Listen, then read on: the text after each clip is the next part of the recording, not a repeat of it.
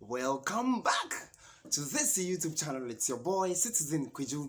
If this is the first time you are seeing this face on your screens, can you subscribe, like, share, comment as well, because you know your comments are always welcome on this channel. You know, I have always said that, look, Africa is not poor. The land called Africa is not poor. It is we, those managing the affairs of our various countries, we are the people who are not being able to manage it well. And that's why we are always considered as poor. But look, we are not poor. If we are going to change this mentality, this perception that we are not poor and we can do everything, we can manage our own affairs, look, this table will turn and will be seen as, yes, indeed, we are extremely wealthy because we have whatever it takes for us to be considered as a first world continent. But it's our attitude. It is we those managing the affairs of our various countries. We are those people who are not being able to manage it. Look, you know, on this YouTube channel, we only talk about developmental issues that are going to bring development in our various countries, issues that are going to bring development in the entire Africa. Those are the things that we talk about on this YouTube channel. You know, I've seen something on Facebook this morning and I'm really happy because at least for one, I have seen a country in Africa who is doing what the masses are expecting them to do. Yes, I have seen a president, I have seen a government who is doing the right thing for once. I can hit my chest and say I am a proud African because of just this one thing. In Rwanda today, the most beautiful, you know, the country with the most beautiful and the cleanest city in the entire African continent, Rwanda, with their able, affable, you know, president, Paul Kagami. Yes, this man, I will always salute you. I saw in the news today that Rwanda has started constructing affordable homes for people with low income. Look, when I saw it, I was like, wow. So do we have African leaders who are generational thinkers like this?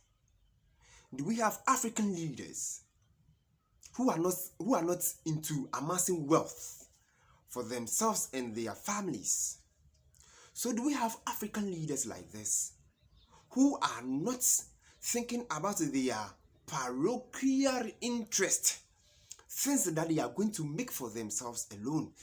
Do we still have these African leaders who are Pan-Africanists, who want the well-being of the poorest people in their country? I was really amazed. And so I have to talk about it. In Rwanda,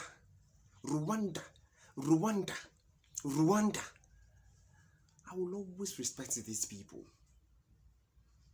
because these are generational thinkers. This is a leader who is a generational thinker, who knows that it is the electorate, it is the common Rwandian or Rwandese who has voted for him. And so he will seek the interest of that person who has, who is a nobody. Let me put it that way. Who has nothing.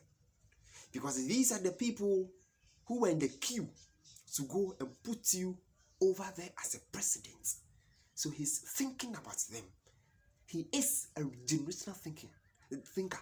He's so wise because he knows that if he is going to rule for years, it is these people that you don't even respect. They are the people who are going to bring you down because they were the people who put you there. The rich men in the country, how many are they? But the common people, the people with no degrees, the people who are petty traders, they are the people who make you who you are. So you give them the needed respect and attention. Whenever they call on you, you respect their plea and do whatever they want you to do for them. I said I was really happy that Paul Kagami and the people of Rwanda have seen the need that we need to provide affordable homes that people with low income, the lowest of all incomes, will be able to afford. So today, for once, Paul Kagami is reducing, that deficit we have in accommodation. He is reducing it bit by bit in Rwanda.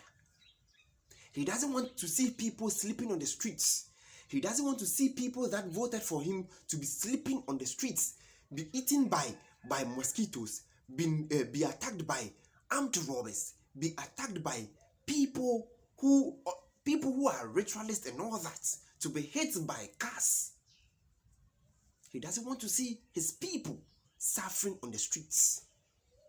Some sleep in gutters, some sleep, beside gutters. Some people sleep in outside. When it's raining, rain falls on them. I've seen this before. People or someone who was sleeping in front of someone's store. It was raining, and this person has covered. No, it was a woman. She covered herself with a polythene so that the rain won't touch her skin. And she was sleeping on the streets of Accra. We always see this on our televisions. So if today a generational thinker like Paul Kagami want to change this narrative in his country, I would praise this man. I will salute this man because he has changed that narrative. He has done what many people do not want to do. And so, he deserves everything that we need to talk about.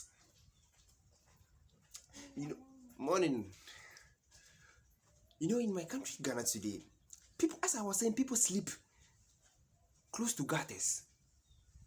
People sleep in places that human beings do not even deserve to be. And governments upon governments, whenever they come into power, they try their best to start building affordable homes for the common Ghanaians. But the most annoying and silly thing that goes on is that whenever there is a change of government, the next government do not want to complete that affordable home. And so we are going to see those affordable homes. Every government in Ghana started an affordable home, but never completed it. The few that are even completed, some, the next government doesn't want to even touch it at all. If all African leaders would be like Paul Kagami, if all African leaders would be like the late Magafuli, Africa will change. Africa will change. Because we are having generational thinkers. We have people who reason enough and see the need to support and protect their common individuals, those who put them on that throne. Ghanaian leaders, are we seeing this? He's providing homes for people who have, the lowest income. He's making things affordable for them. If all African countries will learn this, BBC won't come, DWTV won't come, Al Jazeera won't come and be showing the world people, Africans who are sleeping on the streets, Africans who are walking on the streets and are begging for food. They won't have anything to showcase. They won't have anything to show the world. They won't have any negative thing to show the world any longer. when people are sleeping in their affordable homes. BBC, Al Jazeera won't get anything to show the world that Africans are sleeping on the streets of Africa. They won't have anything to show. But if we will continue just like it is happening in Ghana and in Nigeria, as for Nigeria, I just don't know how to start their issues. A country that is extremely wealthy like in Nigeria doesn't have electricity, doesn't have water. We will talk about them some other time. So if we will all learn as African leaders, if we will learn from what Paul Kagami and Rwanda are doing, it will help all of us. Let's be generational thinkers. The people who are sleeping on the streets, let's think about how we are going to change that narrative, how we are going to give them a place they can call their own, how we are going to be able to give them accommodation. We always complain in Ghana of, housing deficit. And in the bushes today, we have affordable homes that need to be sold out. We have affordable homes that need to be given out. But government upon government do not want to complete those homes for people who are sleeping on the streets.